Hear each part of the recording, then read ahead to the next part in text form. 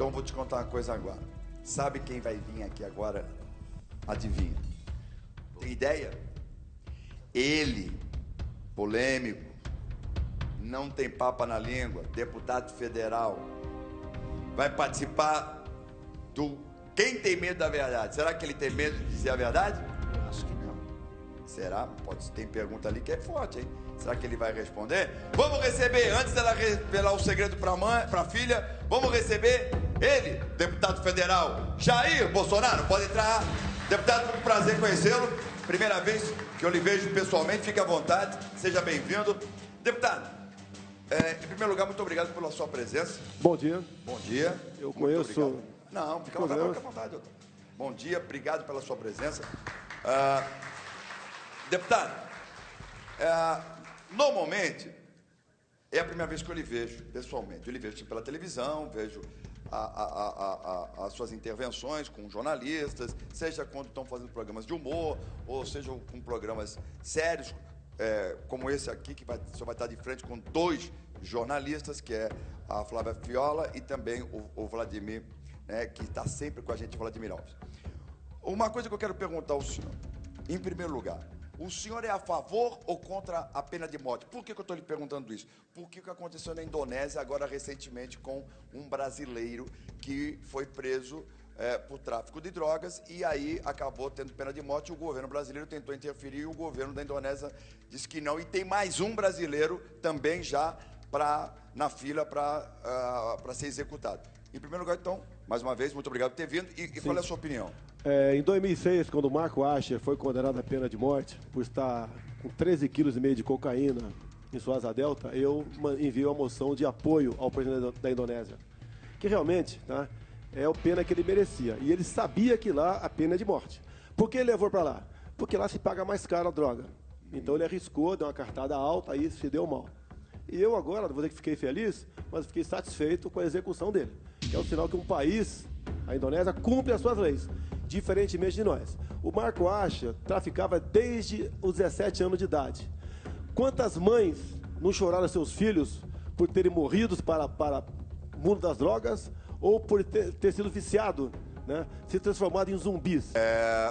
Eu tive no Japão e a primeira coisa que se coloca, se você vê em inglês, em japonês e inglês, é justamente dizendo, olha aqui, entrou aqui, for pego, já sabe que vai ter prisão perpétua.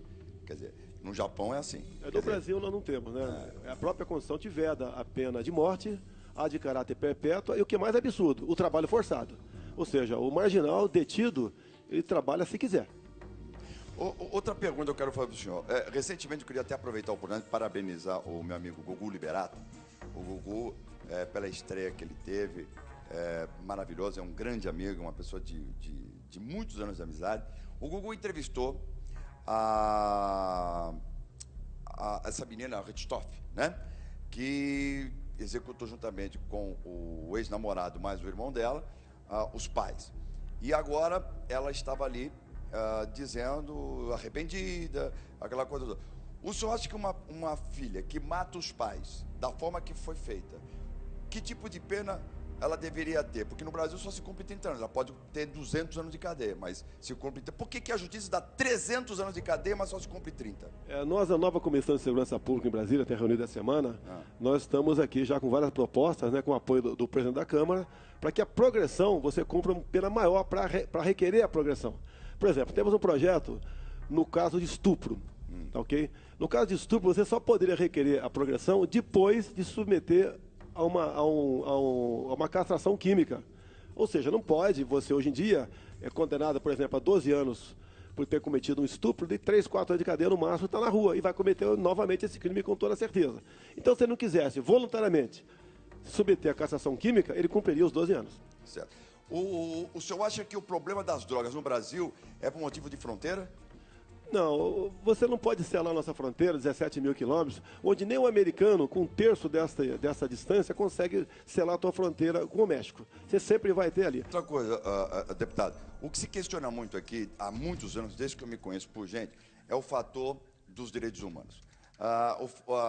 Uma mãe, quando perde um filho, as pessoas dizem que os direitos humanos, não estou dizendo eu ouço falar isso, que a mãe perde um filho por um assassinato, uma tragédia, uma coisa por um bandido, ou não importa, por qualquer outra coisa, não vai lá os direitos humanos dar apoio a essa mãe.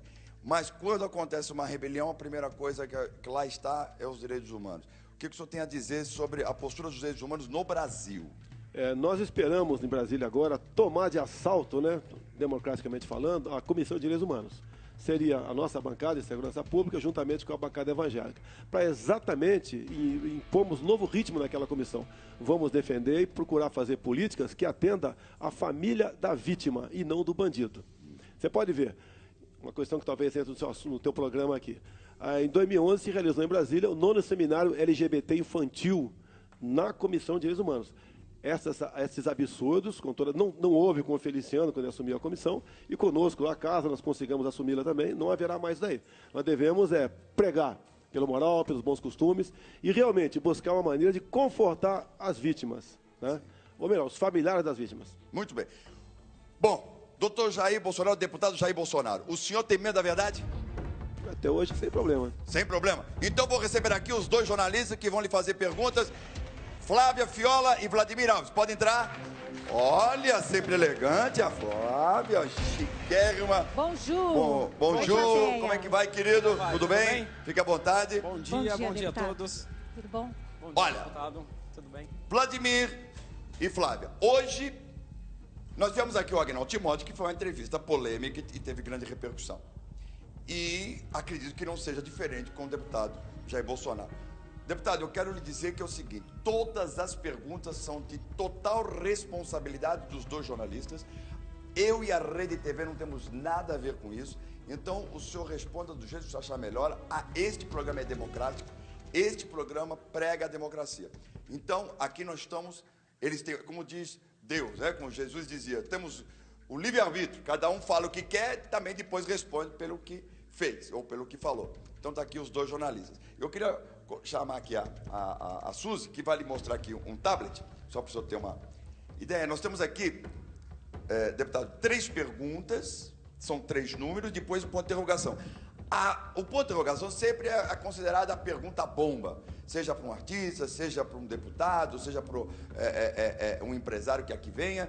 A pergunta mais forte, indiscutivelmente, é a pergunta do ponto de interrogação. Responde se achar conveniente, se achar, falar, não, acho que eu não devo responder essa pergunta e pronto. Ou qualquer outra pergunta. O senhor só digite em cima do número, aparece o tema e os jornalistas fazem a pergunta. Fica a seu critério.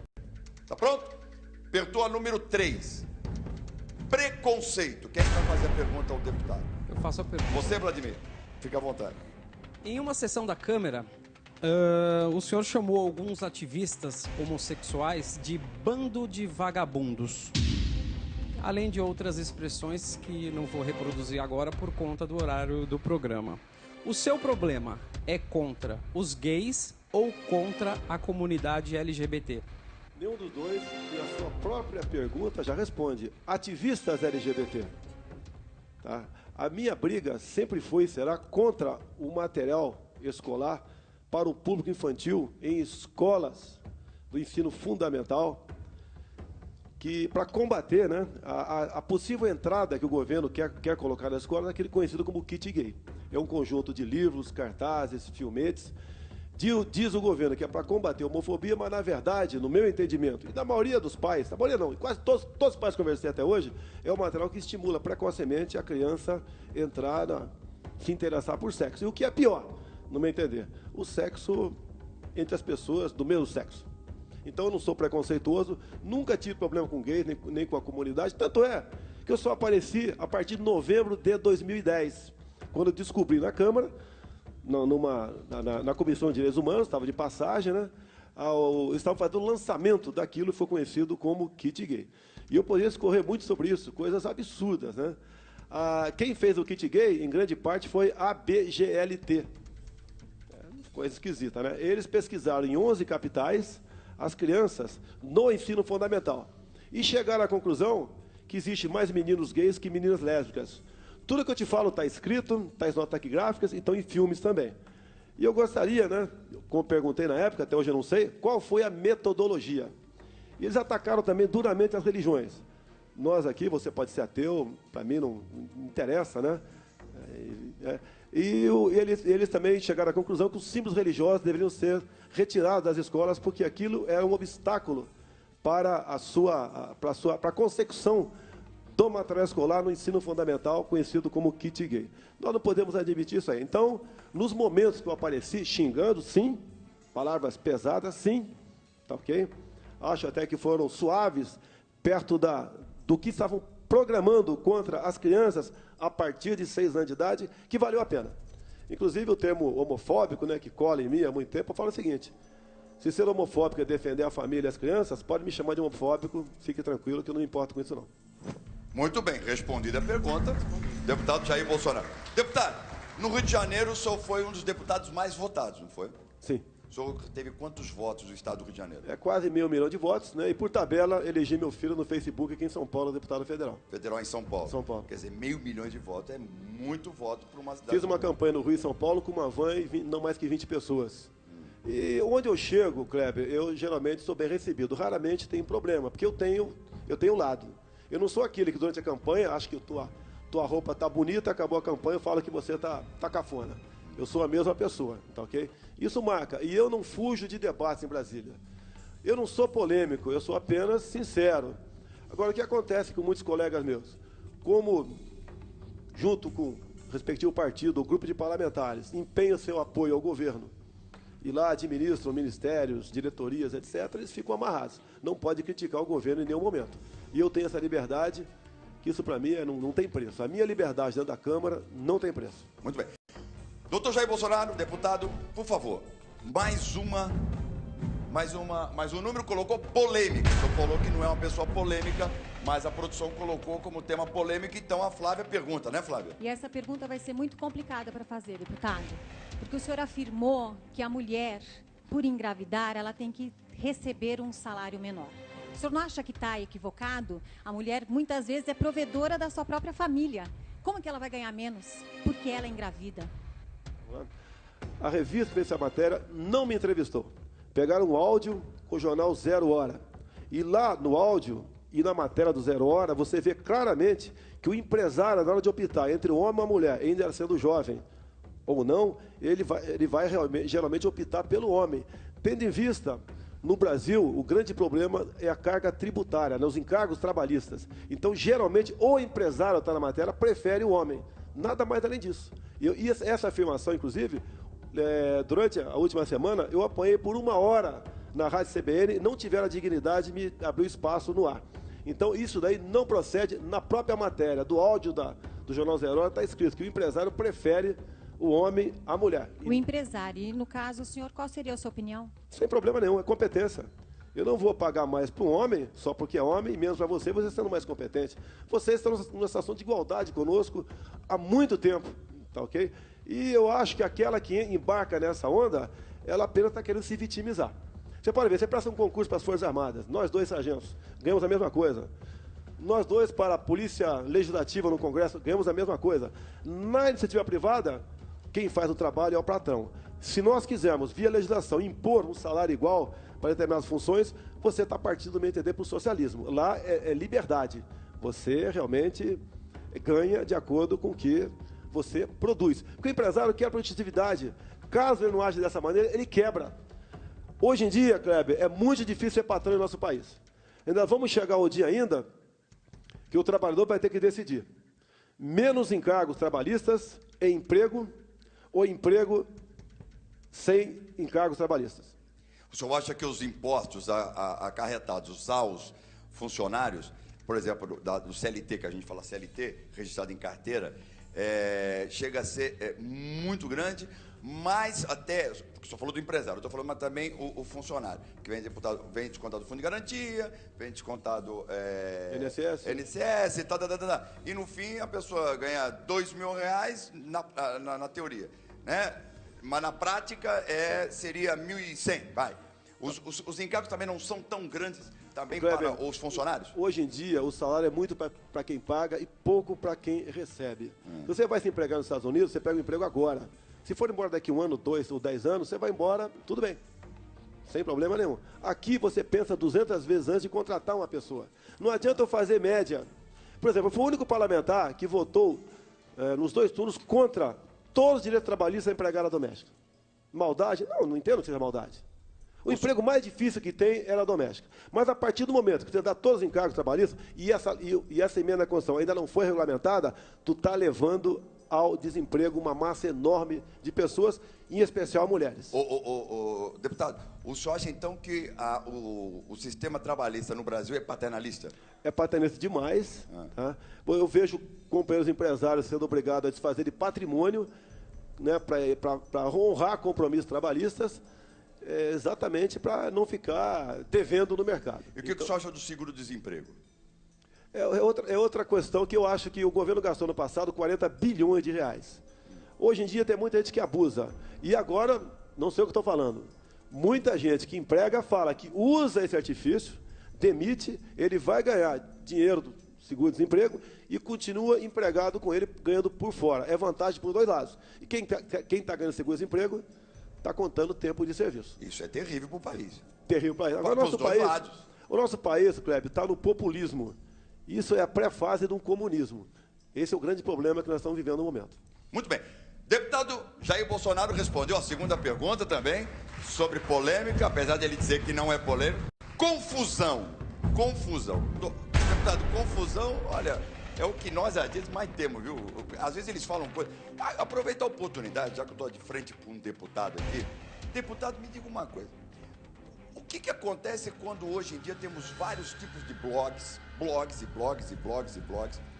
e, de repente, um determinado blog resolve falar, não estou falando de mim particularmente, estou falando dos meus colegas, resolvem falar dos artistas, mas baseado em pessoas fakes, falsas, quer dizer, pessoas que botam uma carinha lá, pega foto de qualquer coisa, cria na internet rapidinho, abre lá e de repente fala barbaridades da gente, fala coisa absurda e aquilo vai replicando. De repente você aperta lá o Google, tá lá, um exemplo, João Kleber, nossa, esse homem é um monstro. Como é que é essa lei? Vocês lá no Congresso não têm uma atitude para resolver esse problema? Não, eu acho que a internet vale tudo. Se você quiser... Mas tá valendo tudo mesmo. Se você quiser regulamentá-la... Como é que faz? Mas tem delegado especializado nisso. A minha divisa pode ser diferente da dela. Cabe a você, internauta, filtrar. Não existe, no meu entender, parlamentar mais esculachado do que eu. Homofóbico, racista, estuprador, inimigo das mulheres agora, nessa questão trabalhista, tá ok? Então, mesmo assim, eu nunca processei ninguém, nunca, tá ok? Eu sou um dos deputados mais processados, quer dentro e quer fora da Câmara. Até o episódio de Maria do Rosário. Ela foi para defender o Champinha naquele debate. Direito dele, por ser menor de idade, a estuprar e matar. E eu estava, antes dela, para defender o contrário. E daí surgiu o impasse, né? E ela me chamou de estuprador por 3 vezes. E daí eu dei o troco nela. E agora eu estou sendo processado por ser apologista ao estupro. Tá ok? Então Kleber, ossos do ofício. Você vai ter que engolir essa assim como eu engulo. Muito bem. Bom, então a pergunta, Vladimir, sobre confusão. Qual é a pergunta sobre confusão?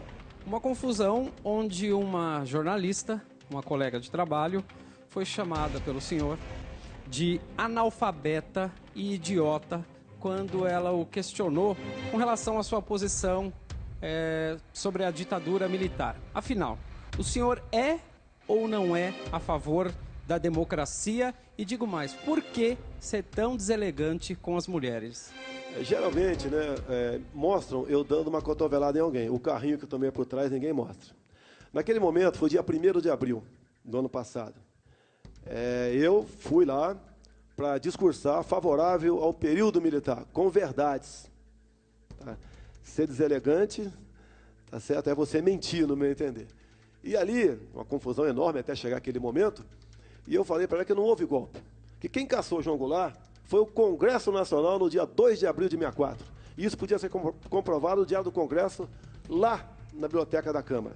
E quem elegeu o Castelo Branco foi o Congresso Nacional, inclusive com o voto de Ulisses Guimarães no dia 9 de abril de 64. E Castelo Branco só assumiu no dia 15 de abril.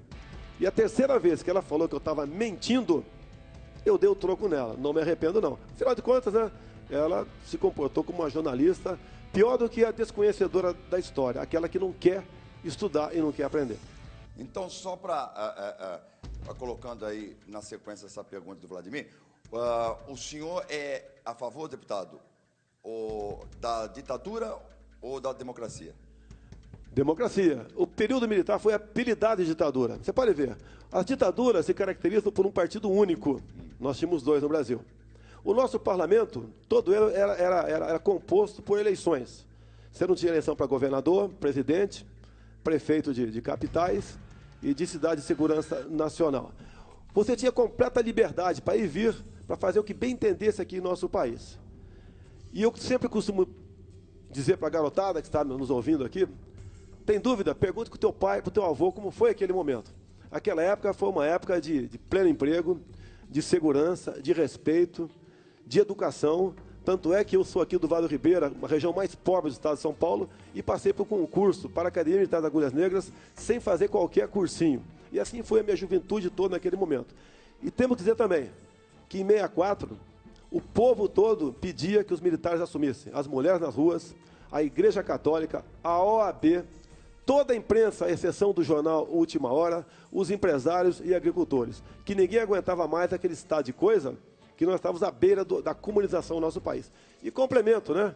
Pessoal que fala em ditadura. Chile, 73. Pinochet fez o que tinha que ser feito. Por quê? Dentro do Chile existiam mais de 30 mil cubanos. Então tinha que ser de forma violenta para reconquistar o seu país. Hoje a Venezuela é impossível você reconquistá-la, que existe mais de 80 mil cubanos lá dentro. No Brasil, você tem mais de 11 mil cubanos aqui, muitos fantasiados de médicos, na verdade são agentes ou são militares do exército cubano, além de haitianos e angolanos. E agora há pouco, o Lula acabou de dizer que o exército do MST está pronto para ir às ruas para brigar com quem quer ir fazer uma manifestação por democracia. Não sabemos o que vai acontecer. Pedimos a Deus que nada de mais grave aconteça, mas esse povo não deixará o poder, do meu entender, mesmo por via democrática. O senhor falou de Cuba, o que o senhor achou como parlamentar dessa aproximação de Cuba e Estados Unidos? Ali foi mais uma jogada do Obama. Ah, é? A comunidade hispânica tem uma quantidade de eleitores muito grande. Tem estados ali com grande quantidade de delegados que vale. Então, ao ele acenar dessa forma, se não me engano, 5 milhões, num primeiro momento ali, de hispânicos, ele está cativando eleitores para si. E está conseguindo os eleitores serem inimigos dos republicanos, que são contra isso. Agora, cá para nós. Eu preferia ser republicano nos Estados Unidos do que democrata. A nossa casa, você não pode encher de gente sem saber a procedência delas. Com todo respeito, tem muitas pessoas honestas, trabalhadoras, brasileiras lá, mas uma quantidade muito grande de pessoas que não sabemos direito à sua origem. É igual São Paulo. Agora está dando Bolsa Família para haitiano. Dinheiro do povo, de imposto do povo para haitiano. Que pode ter certeza, vão engordar o exército do MTST aqui na capital. Deus queira que não. Deus queira que não. Bom, deputado Jair Bolsonaro, agora a pergunta que a gente coloca como ponto de interrogação, que é a pergunta vermelha, que sempre diz que é uma bomba, né? E é bomba mesmo. Agora a pergunta é o Vladimir que faz. Qual é a pergunta, Vladimir? Essa pergunta eu sei e é forte, é uma pergunta muito forte. Você revelou que prefere ter um filho morto a um filho gay. Você mudou o seu pensamento desde que deu essa declaração?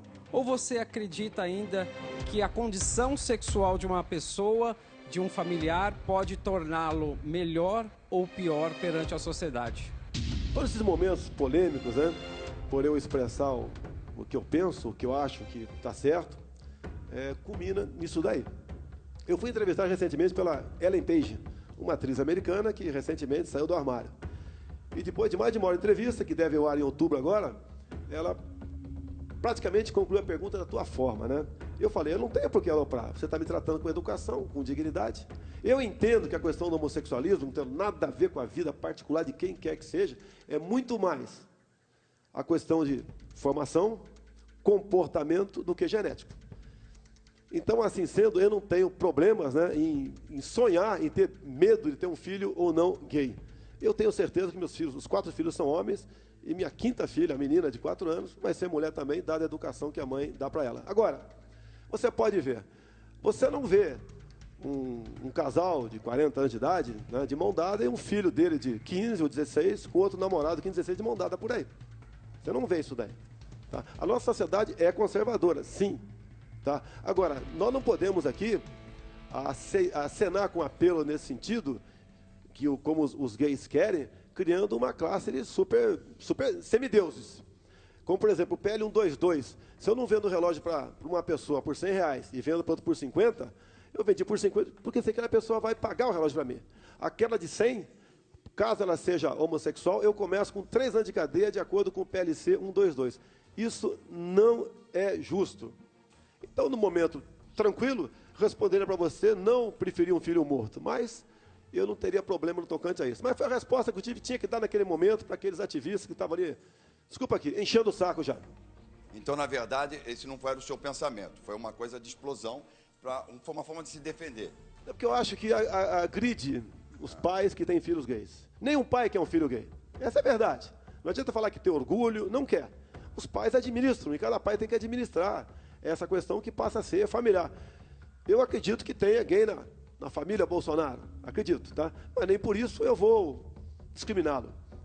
Olha, eu só apareci nesse tal mundo gay depois de novembro de 2010, quando eu descobri o kit gay. Fora isso, sem problema nenhum. Digo mais, tem muitos gays que votam em mim que não admitem esta forma como essa questão é tratada. A melhor coisa que você tem, no meu entender, para buscar aí o fim da discriminação é ignorá-la. Como disse aí, há pouco tempo, né, o ator americano, fugiu o nome dele aqui, não vou lembrar, Morgan Freeman, que ele falou o seguinte, né? Teve recentemente no Brasil. Quanto ao racismo, perguntaram para ele. A melhor coisa para combater o racismo, ele disse, é ignorar, não tocar no assunto. E assim tem que ser feito a questão homoafetiva. Aí eu vou concordar com ele. Eu sou obrigado a concordar com ele, porque eu acho que quanto mais a gente debater, gritar, berrar, parece que está querendo se impor. Eu acho que o silêncio... Nós estamos criando no Brasil, eu falo nós, mas na verdade é o governo. O ódio de classes. É homo contra hétero, é sulista contra nortista, pai contra filho na lei das palmadas. E eu passei a ser por muito tempo tido em Brasília como espancador de crianças. Porque eu acho o seguinte, a mãe e o pai, se porventura chegar no extremo, for obrigado a dar um tapa no bumbum do seu filho, ela pode dar, ele pode dar, para educá-lo. Tá? Jogamos, além do negro contra o branco, né, que é a coisa mais terrível que existe, a questão de racismo, essas questões todas, o governo nos divide. E agora, para cima de mim, jogando aí eu contra as mulheres. Bom, na questão do emprego. Deputado Jair Bolsonaro, bom, o senhor respondeu todas as perguntas. Agora, todas. Mas a pergunta que se diz o seguinte, quando o Tiririca, deputado federal, já pela segunda vez um dos mais votados de São Paulo, diz o seguinte, olha, eu não sei como é que é o negócio lá, mas eu vou lá ver e depois eu conto, né? Aquelas com piada, o humorista tirou com humor isso. Foi reeleito novamente. Deputado, então, baseado nisso, quais são os seus projetos atuais na Câmara dos Deputados? Eu tenho... Mas o mais importante no momento para o senhor. Redução da moralidade penal. A proposta de emenda à Constituição mais antiga é a minha. Uma política de planejamento familiar. Eu vejo um crime que acontece no Brasil com o projeto Brasil Carinhoso. Parece muito bonito, né? Para cada filho, até 17 anos, mais R$70 por mês. É um projeto que estimula mulheres, basicamente, desculpa aqui, né? Porque quem engravida é a mulher, né? Para não ter dúvida, tá ok? E o encargo cai geralmente em cima dela. E ela muitas vezes engravida atrás do auxílio natalidade e atrás de mais R$70 por mês. Nós crescemos 2,5 milhões de habitantes por ano, tirando os mortos. Aí os problemas vêm. Falta d'água, aterro sanitário, engarrafamento, violência, saúde, educação, etc. Se nós não botarmos um freio nisso, eu quero dizer aqui que seria uma imposição do Estado, né? E sim um planejamento familiar. Dificilmente nós vamos sair da atual situação que nós encontramos. Então, o planejamento familiar, entre outros, né, na questão de penas, tá, okay? Tantos outros projetos que eu acho que vale a pena. Eu acho que mais importante do que se aprovar um projeto teu é você não deixar que um mau projeto seja aprovado. Como, por exemplo, estava tramitando lá, estou segurando para algum tempo, o Estatuto do Encarcerado. Você lê aquilo, né, dos direitos do preso, inclusive... Você tem direito a gel hidratante, a shampoo, a visita íntima da mulher que você indicar. Tá? Você, inclusive, cria o dia 15 de julho como Dia Nacional do Encarcerado. Passa a ser direito teu visitar parente até 3º grau, que porventura esteja doente. É um absurdo. E o que é mais grave, que foi, no meu entender, para atender aqui os bandidos que têm aparecido na política, né? O direito à cela individual. Entre botar um corrupto na cadeia e outro marginal qualquer, pode ter certeza que o corrupto vai ficar numa fila interminável. Muito bem. Deputado Jair Bolsonaro respondeu todas as perguntas do quem tem medo da verdade e está respondido, deputado. Deputado, aqui, como nós dissemos, aqui é uma democracia. Aqui todos têm o direito de falar, cada um responde pelo que fala e pelo que pergunta. Pode ficar à vontade. Se me permite falar em projetos, sempre. Né? Eu trabalho contra a indústria das demarcações de terras indígenas. 12% do território brasileiro são demarcados como terras indígenas. Uma área maior que a região sudeste. E não tem terra indígena com solo pobre. Né? Nada sobrar para essa garotada daqui a pouco, depois que a ONU ratificar um acordo que vinha desde o governo anterior, PSDB e PT agora, basicamente reconhecendo a autodeterminação dos povos. Tem índios, índias e Yanomami que falam inglês melhor que a tua professora de inglês hoje em dia. E nós estamos na iminência de perder essa área mais rica do mundo. O último mapa metalogenético que mostra as riquezas minerais nossas comprova o que eu te falei aqui.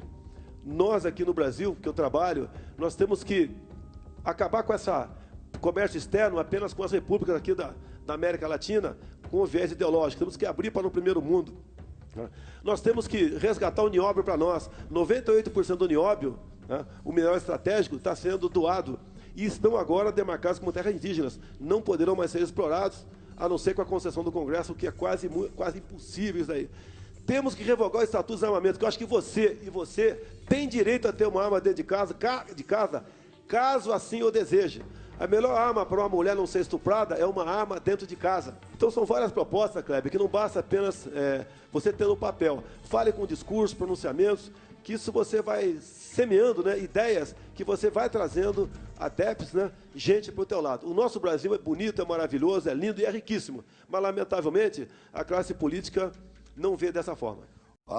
Aproveitando, então, esse gancho, deputado, vou fazer uma pergunta ao senhor. Nosso programa é um programa popular. Eu sempre digo que eu tenho a maior honra de poder apresentar um programa popular. Quem nos assiste é a dona de casa, são pessoas que estão aí batalhando a vida inteira, aposentados. Jovens também assistem muito este programa, graças a Deus. Então tem toda a camada. E aquele negócio de dizer de classe A, B, C, D, não. Quando eu digo programa popular pode ser da classe A a Z. Isso é indiferente. As pessoas querem se interessar por determinados assuntos do cotidiano. Então a minha pergunta é: qual é o projeto que o senhor tem, literalmente, para aquele que trabalha, que é honesto, que levanta cedo, a mulher faz a marmita, vai pegar trem? Ontem mesmo nós vimos um problema seríssimo lá sobre os trem, aquela coisa, aquela rebelião, aquela situação toda, as pessoas pulando para poder pegar um trem. Então, esse que trabalha, que tem família para sustentar, que luta desesperadamente, a mulher que luta desesperadamente, tem 2, 3 empregos, tem que trabalhar de diarista, o marido tem que trabalhar, o taxista, não importa qual é a profissão, mas o trabalhador em geral. Qual é o projeto, não só com o senhor, mas que lá na Câmara dos Deputados tem feito para defender literalmente aquele que é sério, que trabalha e que precisa botar o pão de cada dia dignamente dentro da sua casa? Modéstia à parte, é o exemplo e a meritocracia. O governo estimula as cotas. Isso é um crime que ele faz. Eu chamo de cotas do ódio. O que significa para o telespectador melhor isso? As cotas, por exemplo, para negros. O governo agora aprovou uma lei o ano passado, a senhora Dilma Rousseff sancionou, que um concurso público, por exemplo, 100 vagas. As 80 primeiras vagas é quem tirar a nota maior. As 20 restantes, obrigatoriamente, tem que ser afrodescendentes. Não interessa se ele foi centésimo, quinquagésimo, duzentésimo, tricentésimo, não interessa. Agora, você pode ver, entre você pegar o 81º e o duzentésimo, tem um montão de branco no meio do caminho que vai ficar com ódio do negro. Essa é a verdade. Outro dia dei um exemplo sobre um pilotismo de um prédio, onde tem um porteiro branco, cearense e um negro. São 2 sofridos. Mas por cotas e com uma nota menor, o filho do negro entra num concurso desse. Como é que fica o convívio desses dois embaixo daquele prédio? E ninguém fala isso.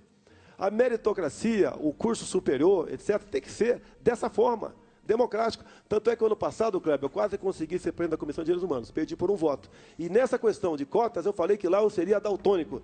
Todos teriam a mesma cor. Nós temos que partir desse princípio, todos da mesma cor. E quem se esforçar, se empenhar mais, vai para frente. Eu acho que esse é o maior exemplo que você pode dar. Hoje em dia, eu sinto muito feliz que me chamam de deputado na rua. Deputado, hoje em dia, é quase um palavrão. e me chamam de deputado. Fico muito orgulhoso disso aí. Em primeiro lugar, muito obrigado pela sua presença, o que prova que o senhor não tem medo da verdade, e esse programa, volta a dizer, ele é democrático, estão aqui os jornalistas, todas as perguntas e todas as respostas são única e exclusiva de responsabilidade de quem pergunta e de quem responde. Pô, obrigado pela cordialidade, pô. Eu estava esperando um tiroteio. Não, aqui nós nos baseamos em fatos que são colocados perante a imprensa e os jornalistas fazem essas perguntas justamente para que seja esclarecido ao telespectador o que acontece. E as minhas perguntas foram baseadas, sim, em tentar colocar, em saber o que o Congresso Nacional faz para o bem da população, que esse é um compromisso que eu tenho aqui sempre como telespectador. Kleber, o Congresso de hoje, eu estou esperançoso. Não pela questão apenas ser conservador. Até os que estão chegando novos sabem das armadilhas que eles esperam lá. Eu acho que o deputado, indiscutivelmente, num país democrático, ele tem que ser respeitado quando ele é um bom deputado. Eu acho que ele representa o povo dentro do Congresso. Ele representa, por isso que o Congresso Nacional. O Congresso Nacional representa o quê? A voz do povo, por isso que o povo escolhe. Eu ainda acho que dizem que, ou seja, ditadura, ou seja, democracia, mas por pior que seja a democracia, ainda é o melhor sistema de governo, pelo menos na minha opinião. Mas, Kleber, o período militar foi apelidado de ditadura, Kleber. Fazia manifestações à torta e à direita. Qual ditadura se faz manifestações no mundo? Nenhuma. Quem podia achincalhar os presidentes militares, achincalhavam, em especial o Figueiredo. Nós entregamos para a oposição. Você acha que nós, armados, iríamos entregar para a oposição? E depois disso, somos enxovalhados, caluniados. Uma comissão dita da verdade. O militar é o guardião da democracia. Nós fomos conclamados em 64 para assumir o governo e assumimos. Tanto é que a imprensa toda, em editoriais, pedia a intervenção militar. E, 7 de outubro de 84, o então jornalista falecido Roberto Marinho fez editorial de capa dizendo o seguinte: participamos da Revolução Democrática de 31 de março de 64. E por aí vai. Passamos da 49ª à 8ª economia no mundo. Você não pega um presidente militar daquela época enriquecido. Para finalizar, eu não podia, como artista, deixar de fazer essa pergunta. Afinal de contas, o que houve entre o deputado Jair Bolsonaro e Jô Soares? Entre Jô Soares, houve com o Marcelo Tais. Mas eu falo, Jô Soares foi apenas, eu fui 2 vezes no programa dele, né? E depois ele criou um ódio para comigo. Não teve nenhuma ofensa da minha parte para com ele. Agora, Jô Soares, então, se permite o teu programa, pode me convidar, vamos bater um papo aí, sem problema. Tem também a Marília Gabriela, tem ódio de mim. Pô, eu agora vi fotografia do filho dela beijando com outro homem. Será que é por causa disso? Tá? O Marcelo Tais também tem uma filha gay e um filho homossexual. Será que é por causa disso? E eu nunca briguei com homossexual. Minha briga foi contra o material escolar. Os pais estão de acordo comigo. Eu duvido uma mulher que seja grávida hoje em dia, né, uma das maiores felicidades da vida dela, e vai decorar o quarto com as cores do arco-íris, e não rosa ou azul, de acordo com o sexo previsto. Então nós queremos a normalidade. Se o garoto, mais tarde, resolver mudar o comportamento, que seja feliz. Kleber, outro dia no shopping, Kleber, uma menina de uns 15 anos, aqui no Rio de Janeiro, queria fazer um selfie comigo. Fez. Quando ela baixou a máquina, falou: sabia que você fala muita besteira? Eu respondi para ela: o que eu estou impedindo em você ser feliz em sendo lésbica? Eu joguei. E ela falou: eu sou lésbica mesmo. Não estou impedindo nada. Não tem um grupo de comando de caça de gays. Mas ela lhe quis pedir fazer um selfie. Pediu, talvez, para fazer uma montagem, alguma coisa. Como no avião, outro dia, eu estava quase dormindo no ombro do meu filho, que está aqui atrás de mim, e 2 meninas, né, fizeram a montagem e publicaram que eu tinha saído do armário como se estivesse aí no ombro do namorado no avião. Pô. Tá ok? E era seu filho? Tá aqui atrás. Vê se ele tem cara de gay. Uma salva de palmas ao deputado Jair Bolsonaro, mais uma vez. Muito obrigado pela sua presença. Todas as vezes que precisar falar com o povo brasileiro, com o seu eleitor, e então, não só, porque a partir do momento que o senhor está ali na Câmara dos Deputados, o senhor não representa apenas os seus eleitores, representa a toda a população brasileira como congressista, certo? Por isso que estamos contra o voto digital, senão nós seremos apenas um vereador de luxo lá dentro. Isso, pelo amor de Deus, não deixa acontecer isso, não. Deputado, muito obrigado pelo carinho, um grande abraço. Tchau, plateia. Por favor, obrigado. aqui, acompanhe o deputado. Suzy, obrigado, obrigado. Obrigado. Sempre chique. Obrigado, João. Obrigado. Bom dia. Vladimir, mais uma vez, muito obrigado pelo carinho. Tchau, tchau. Por favor, Souza, retire aqui. Bom, Volto a dizer, o nosso programa é um programa democrático e aqui nós recebemos, e mais do que nunca, o momento da gente ter um congressista aqui. Gostaria que outros congressistas aqui estivessem para poder falar livremente para a população, porque são eles que nos representam. Não quer dizer que você tenha votado ou não nessa pessoa, mas, a partir do momento que lá sentou, tem que defender o povo brasileiro. É a minha opinião, humilde, mas é a minha opinião.